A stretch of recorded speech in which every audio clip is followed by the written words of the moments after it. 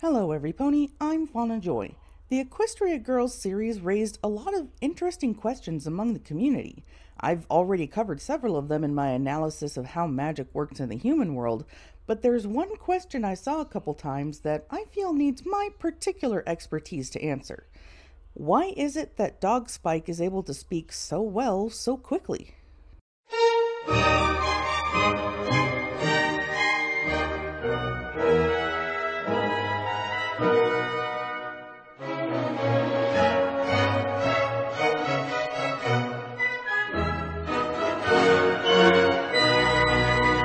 In nearly every aspect, Planet Bob and Equestria Girls is meant to be much like the real world, so we can assume that canine intelligence is much the same as well.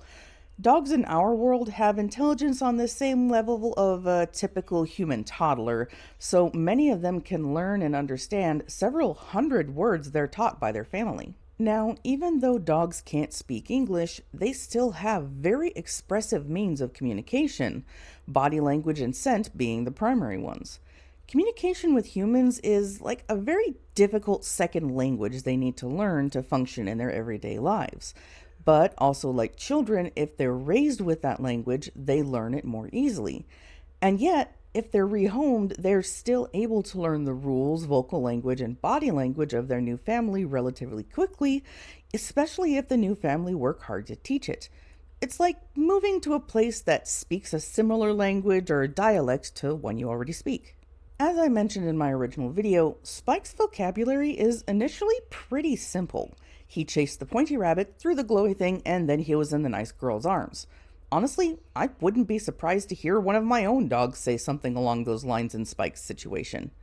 He has a few lines in the rest of the film, all short sentences, up until the climax where he says his most complex sentence so far. Because that would never ruin your reputation. By this time, Spike's been able to speak for at least a day, possibly two. He's an intelligent being no matter the universe, so it's not surprising that he picked up on more complicated language this quickly.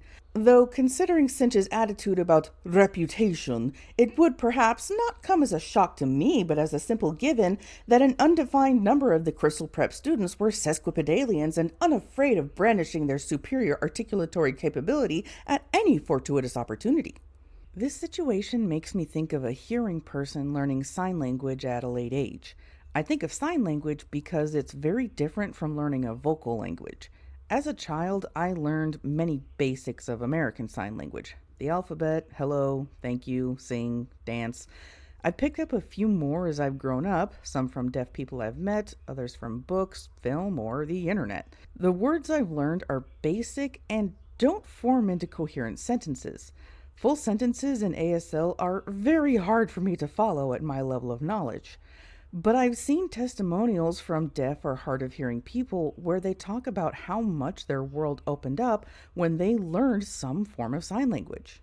After all, regardless of the method of communication, once the parties involved have reached a way to finally fully understand each other, they're able to discuss more and more complicated subjects. A really good example of this that comes to mind is the Star Trek TNG episode Darmok. The episode starts with the Temerians essentially calling the Federation to a specific planet. Their intentions are peaceful, as confirmed by Counselor Troy, but the crew can't understand what the Temerians are trying to communicate. Rai of Luwani, Luwani under two moons, Jiri of Umbaya, Umbaya of Crossroads, at Lunga. Lunga, her sky gray.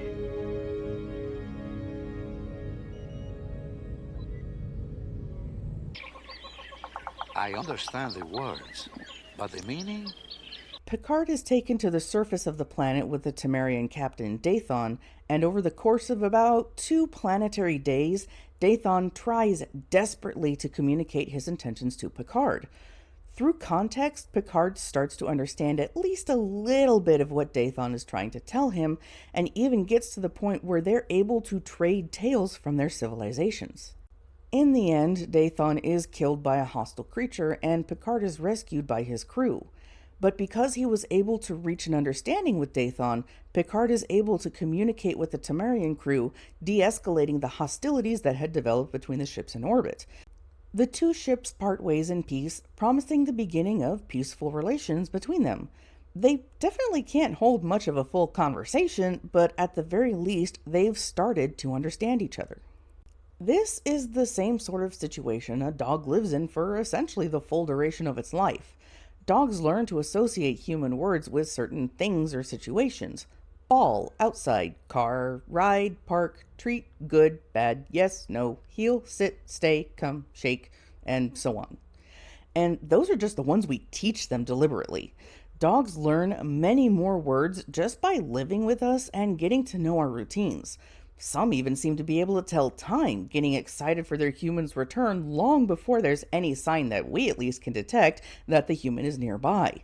They also learn to predict things that scare them, such as thunderstorms, uncomfortable medication times, routes to the vet, and the time their owners leave. Alongside that, dogs can learn a large number of tasks that we can't perform ourselves. They assist those who can't perform certain daily tasks. They're invaluable members of police forces all around the globe.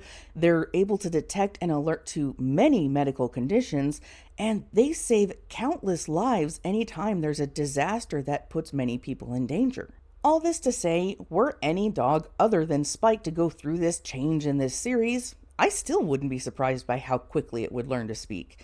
There's a reason why my cutie mark primarily shows an affinity for dogs. I aspired to be a dog trainer for many years, and to a degree I still do.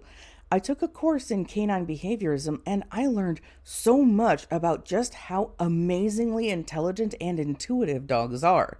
That's the main reason why dogs are the primary choice as a service animal, though I would love to hear about some other animals that have become a person's service animal, especially non-mammalian animals for people who can't have a dog, horse, cat, or whatever else there may be. But back to Spike. He doesn't speak much throughout the rest of the Equestria Girls franchise, small lines mostly, and very few being complicated. He still very much has his base canine instincts like chasing squirrels and playing fetch, or as in the one short he was given all to himself, chew toys and stinky socks. Here again, we hear a vocabulary that's really not all that complicated. Most of the more complicated words he uses in this short are in reference to the gem-studded frisbee. Gee, I wonder where he learned those particular words. So, there it is. Well, there it is. Dog Spike is pretty much as intelligent as I would expect a dog granted human speech to be. It's hard to say if he is on the same cognitive level as his dragon counterpart, but that's really only because he doesn't get as much focus as Dragon Spike did in the main show. Had Equestria Girls not been so unceremoniously cancelled, I wouldn't have been surprised to see a lot more intelligence from him. Until next time, I'm Fauna Joy, and whatever pet you may have, tell them I said hi, and give them a hug if you can. Bye-bye!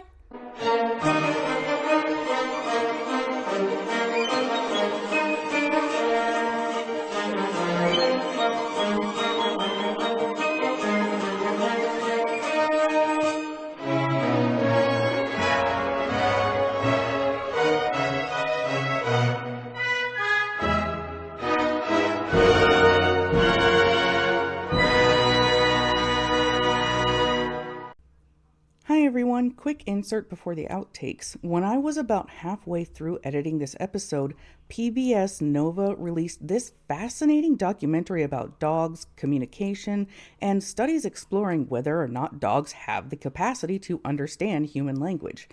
I was pleasantly surprised that I actually touched on a lot of the topics these studies are researching. So if you want to hear what actual scientists have to say about dogs and language instead of just taking the word of a silly purple pony on YouTube, definitely check it out. Links in the description. But now, onto the outtakes. Honestly, I wouldn't be surprised to hear something along those lines.